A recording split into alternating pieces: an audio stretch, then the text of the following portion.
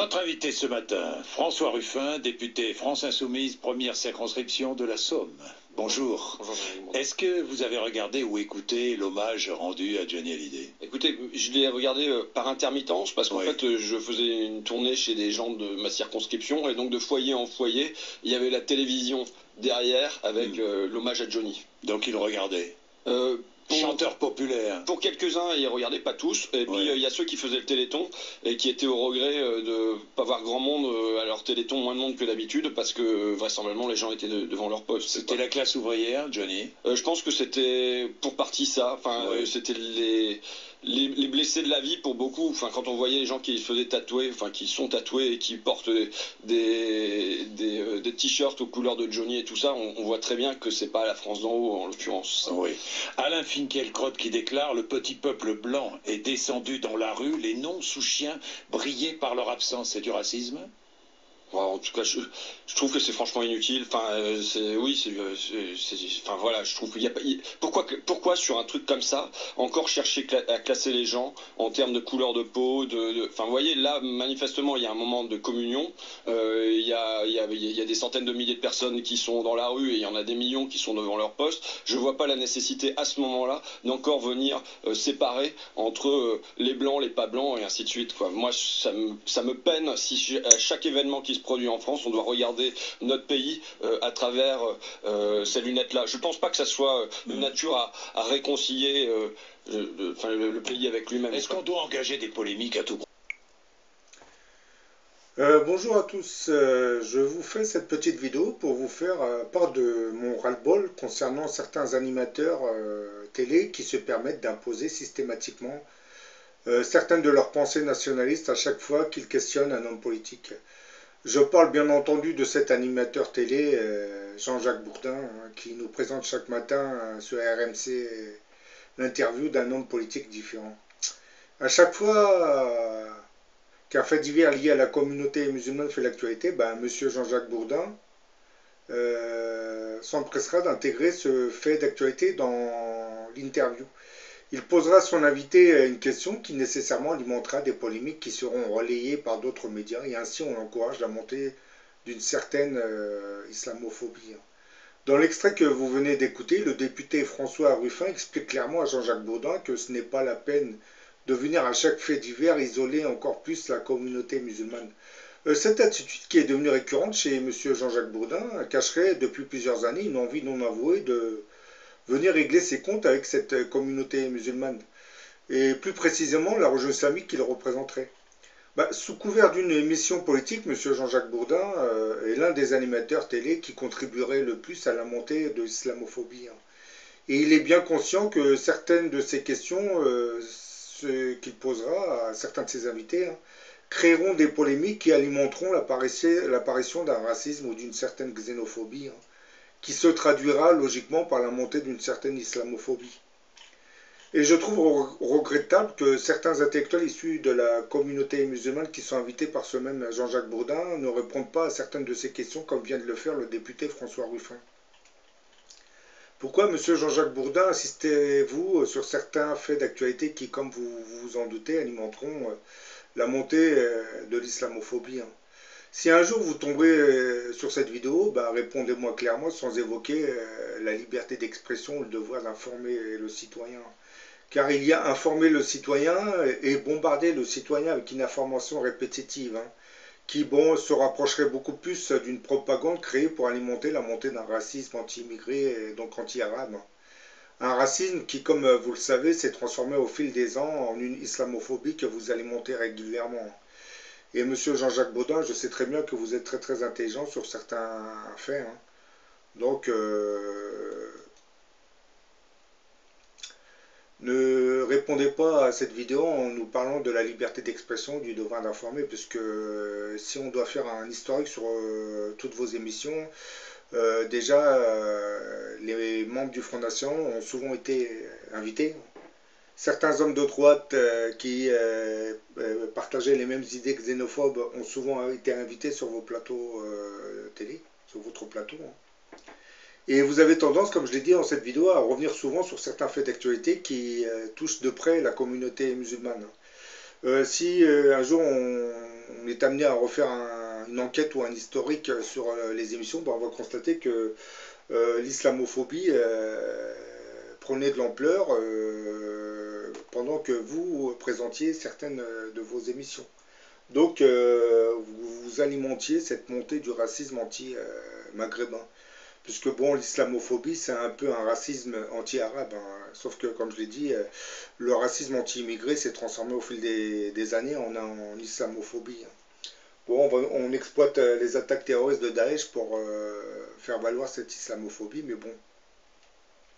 En France, bien avant les attaques terroristes qui ont touché Charlie Hebdo et le Bataclan, le racisme d'État était déjà assez prononcé, hein, puisque, comme je l'ai souvent dit dans certaines de mes vidéos, vous avez certains groupes, pour ne pas les citer, hein, la franc-maçonnerie, hein, et certains hommes politiques avaient eu tendance à travailler sur cette idée, sur cette islamophobie, parce qu'ils savent qu'ils ne peuvent plus gouverner réellement dans ce pays, puisque ce sont les groupes financiers et économiques qui contrôlent la politique intérieure et extérieure des pays. Donc, pour camoufler cette impuissance à gouverner, ben, ils s'orientent vers un sujet qui va passionner tout le monde, hein, qui est l'islamophobie. On va s'attaquer à la communauté musulmane, plutôt de s'attaquer aux vrais problèmes sociaux, hein, qui sont dus en grande partie à l'injustice générée par un système économique capitaliste, hein, dont profite notre oligarchie. Oui, on tourne en rond, mais c'est toujours la même chose. Et comme vous le savez, cette oligarchie a pris le contrôle de nos médias. Bah, Monsieur Jean-Jacques Baudin serait l'un des éléments qui contribuerait à faire monter cette islamophobie. Hein.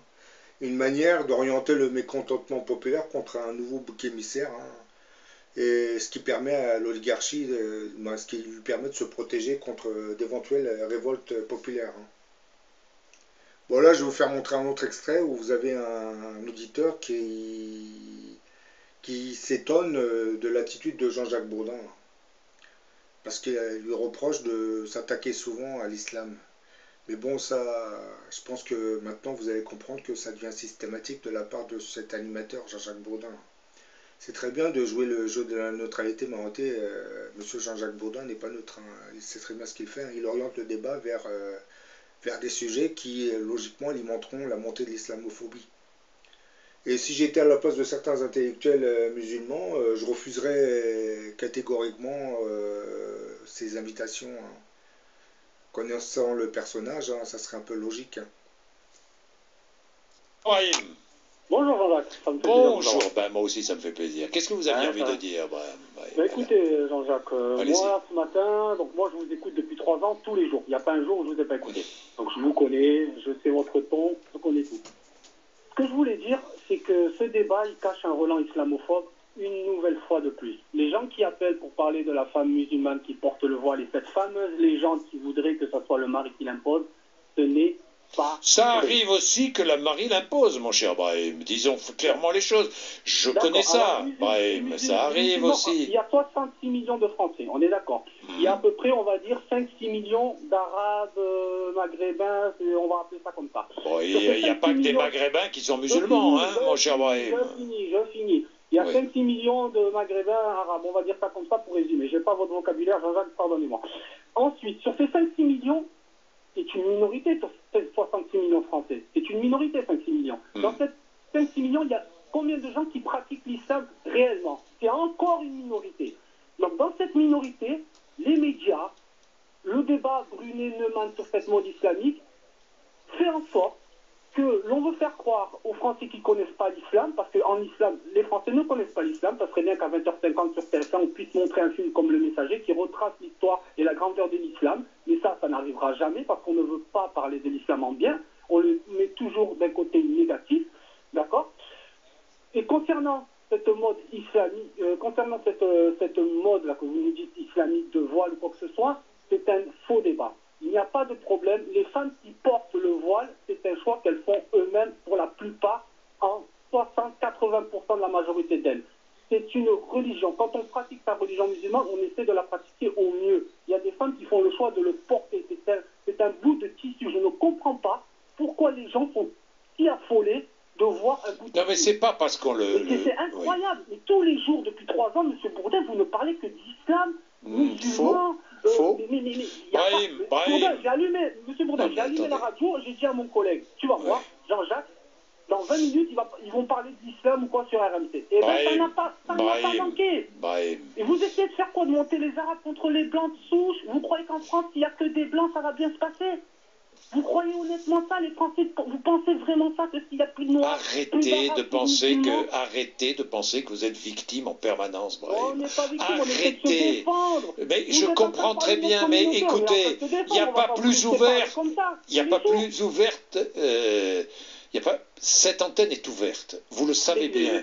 Et cette force, c'est justement parce que chacun peut s'exprimer. Et il ne faut jamais fuir les débats, Brahim. Jamais. Mais Monsieur Bourdin, pourquoi c'est toujours l'islam? Mais c'est pas toujours l'islam, c'est pas vrai. C'est qu'on a beaucoup parlé. C'est vrai qu'on a beaucoup parlé.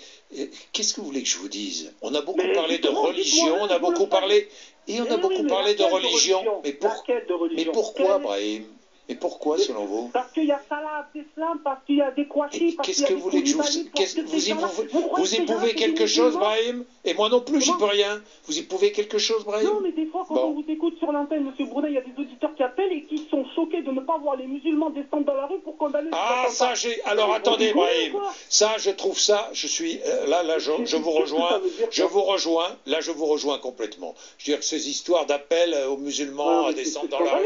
Oui, je suis totalement d'accord avec vous, Brahim, mais en revanche, je suis désolé de vous dire, mais enfin, nous parlons souvent, oui, c'est vrai, souvent de l'islam, parce que l'islam est au cœur de l'actualité, mon cher Brahim. Et nous parlons des sujets d'actualité. Et les débats doivent être ouverts, doivent être entendus. C'est pas un débat, M. Bourdin. Invitez une femme musulmane. Brahim, c'est pas un débat. Vous voulez que je vous montre le nombre d'appels? Vous voulez que je vous montre le nombre d'appels qu'il y a au standard? C'est ce que je vous ai dit en début d'antenne, M. Bourdin. Quand vous parlez de ce sujet-là, tous les gens qui sont réellement islamophobes en profitent. Ils savent que là, ils peuvent parler parce qu'ils peuvent exprimer leur islamophobie à l'antenne. Parce que là, ça va, le débat peut se faire, avec ce débat, avec ces questions-là, on peut se permettre d'exprimer ce qu'on ressent vraiment dans le cœur. C'est-à-dire qu'on n'aime pas les musulmans. Il y a beaucoup de gens qui n'aiment pas les musulmans. Mieux vaut, Brahim, l'entendre et le savoir, non?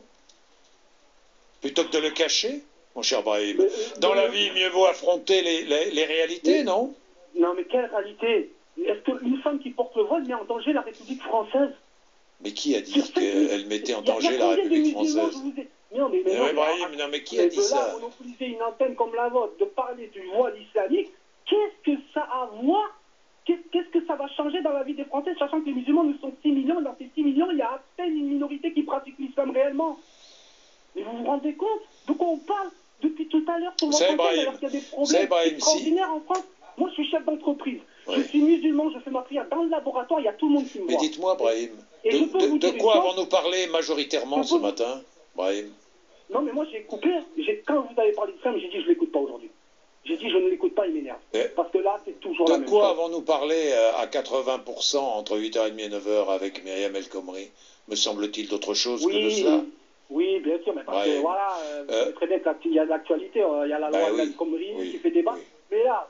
On en a parlé hier parce que la ministre a dit ce qu'elle a dit. Sinon, il n'y aurait pas de débat ce matin.